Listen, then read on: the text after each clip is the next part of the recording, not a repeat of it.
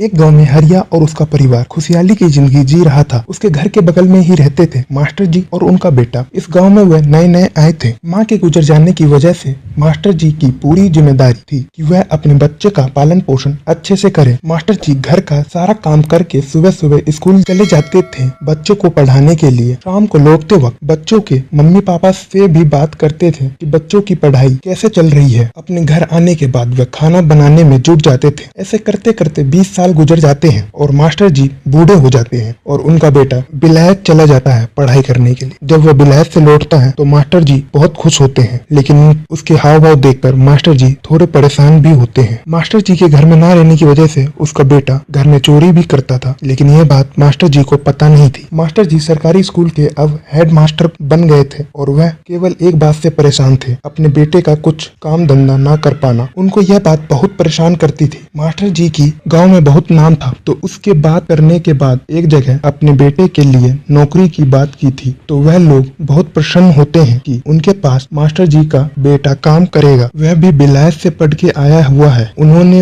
हाँ कर दिया और मास्टर जी भी बहुत प्रसन्न होते हैं। वह रास्ते में सोच ही रहे थे कि अपने बेटे को कैसे बताएं कि उसके लिए एक नौकरी ढूंढ ली है, कि तभी वह देखते हैं कि उसका बेटा लड़ाई कर रहा है और उसके बेटे को बहुत मारते हैं। वह वहां से अपने बेटे को बचाकर घर ले आता है और अपने बेटे को समझाता है कि लड़ाई झगड़ा नहीं करना चाहिए। कुछ देर बाद मास्टर जी बताते हैं कि उन्होंने उसके लिए नौकरी ढूंढी है और कल से उसे नौकरी पर जाना होगा। मास्टर जी के पैसे ना मिल पाने की वजह से वह मान जाता है और नौकरी पर चला जाता है। कुछ दिन नौकरी करने के बाद वह नौकरी छोड़ देता है और घर में बैठ जाता है। कुछ दिन बाद उसके पिता का भी सरकारी नौकरी का रिटायरमेंट होने वाला था और कुछ दिन बाद वह भी हो जाता है। उसके पिता का रिटायरमेंट हो जाता है। रिटायरमेंट होने के बाद भी मास्टर जी बच्चों को ट्यूशन पढ़ाते हैं और ट्यूशन के पैसे से घर चलाते हैं। कुछ दिन और बीत जाता है। घर में पैसे न होने की वजह से मास्टर जी का बेटा घर का सब कुछ बेच देता है और मास्टर जी को घर से बाहर निकाल देता है। मास्टर जी बुजुर्ग होने के कारण अपने बेटे से कुछ नहीं कह पाते हैं और न उससे लड़ पाते हैं और उनका बेटा उनको घर से बाहर निकाल देता है। मास्टर जी चलते चलते एक जंगल में आ जाते हैं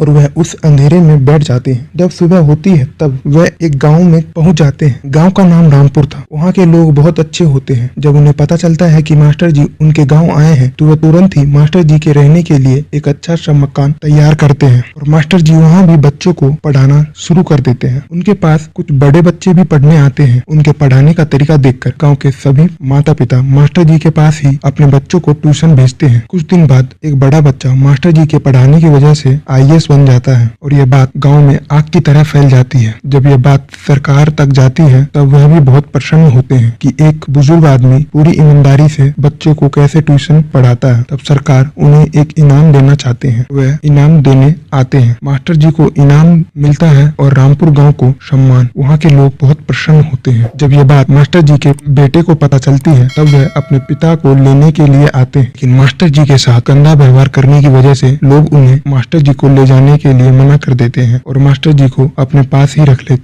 31 तारीख एक गांव में एक बूढ़ा बाप और 2 बेटे रहते थे। एक समय की बात है, एक गांव में एक बूढ़ा बाप पूरे ईमानदारी से सरकारी नौकरी करता है और कुछ दिनों बाद उसके रिटायरमेंट होने वाली। एक एक करके दिन गुजरते गए। उनका रिटायरमेंट का दिन आ जाता है और रिटायरमेंट हो जाता है। रिटायरमेंट होने के बाद वह अपने दोनों बेटे को बताता है कि उसका रिटायरमेंट हो गया है और वह अब कुछ नहीं कर सका। तो बुजुर्ग व्यक्ति बोलते हैं अब वह अपने दोनों बेटे के साथ रहेगा। तब दोनों बेटे सोच में पड़ जाते हैं अब वह दोनों क्या करेंगे, क्योंकि वह दोनों उन्हें रखना नहीं चाहते थे और वह बूढ़े व्यक्ति बीमार भी रहता था। 2-3 दिन बाद दोनों ने फैसला लिया और अपने फैसला को दोनों भाई अपने बूढ़े बाप को बताता है। दोनों बेटे के बताने के बाद बूढ़ा बाप को दोनों बेटे के ऊपर क्रोध आता है। दरअसल फैसला यह था कि बूढ़ा बाप को 15 दिन बड़े बेटे के पास और 15 दिन छोटे बेटे के पास रहना होगा। बूढ़ा व्यक्ति कुछ देर सोचता है और फिर बोलता है कि ठीक, मुझे मंजूर है और वह रहने लगता है। 15 दिन रहने के बाद वह अपने सारे सामान लेकर अपने छोटे बेटे के पास रहने चला जाता है। शुरुआत के दिन में सब कुछ ठीक ठीक चल रहा था, जैसे ही थोड़ा दिन गुजरता गया, वह बूढ़ा बाप को सामान इधर से उधर पहुंचाने में बहुत तकलीफ होती थी। यह देखकर भी दोनों बेटे अपने बाप की मदद नहीं करते थे। कुछ दिन और गुजर गया और फिर एक ऐसा दिन आया जिसके बारे में वह बूढ़ा बाप सोच भी नहीं सकता था। दरअसल मार्च का महीना शुरू हो गया था और बूढ़ा बाप शुरू के 15 दिन अपने बड़े बेटे के पास रहने जाता है। 15 दिन होने के बाद वह अपना छोटे बेटे के पास रहने लग जाता है। उसके यहाँ भी उसका 15 दिन हो जाता है, लेकिन इस बार महीना 31 तारीख का था तो दोनों बेटे ने रखने से मना कर दिया, क्योंकि दोनों ने 15-15 दिन तक रखा था। इसलिए उन्होंने कुछ समय में नहीं, उसे कुछ समझ नहीं आता है कि वह किधर जाए, तो वह बाहर निकल जाता है। पूरे दिन कुछ ना खाने की वजह से वह बेहोश हो जाता है। तब उसके एक गांव के व्यक्ति ने वह बूढ़े व्यक्ति को उठा कर ले जाता है और उसे आराम करने देता है। आराम करने के बाद जब वह